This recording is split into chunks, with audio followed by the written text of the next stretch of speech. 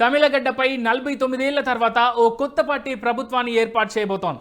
DMK, అన్నా డిఎంకేల కోటలను బద్దలు కొడుతూ తలపతి విజయ్ తమిళగ వెట్రి కలగం సంచలన విజయం సాధించింది. ఆయన చెప్పినట్లే ప్రత్యర్థుల కంచుకోటల్లో తన పార్టీ జెండాను పాతారు. ముఖ్యంగా టీవీకే అధికార డిఎంకేను కోలుకోలేని దెబ్బ కొట్టింది.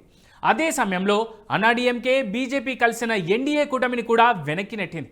టోటల్గా 5 దశాబ్దాల సంప్రదాయాన్ని కాదని విజయ్ ప్రభంజనాన్ని సృష్టించారు. ఇక తమిళనాడులో విజయ్కు విక్టరీకి ప్లస్ పాయింట్స్ కనుక చూస్తే సినిమాల వల్ల వచ్చిన స్టార్డమ్. ఆ స్టార్డమ్తో జెన్జీలో క్రేజ్. అవకాశం దొరికినప్పుడల్లా ప్రభుత్వ వైఫల్యాలపై ప్రశ్నించడం, ఉత్సాహంగా వినూత్నంగా ప్రచారం నిర్వహించడం, ఆకట్టుకునేలా ప్రసంగాలు చేయడంతో ప్రజల్లో మంచి రెస్పాన్స్ వచ్చింది.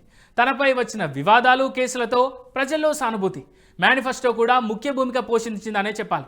ఇక ఒంటరిగా పోటీ చేయడం విజయ్ను టాలెస్ట్ పొలిటీషియన్గా నిలబెట్టింది. అంతేకాదు టీవీకే పార్టీ గుర్తు విజిల్తోనూ ఆయన ప్రజలకు దగ్గరయ్యారు. ఆయన విజిల్ పేరుతో ఓ సినిమా కూడా చేశారు.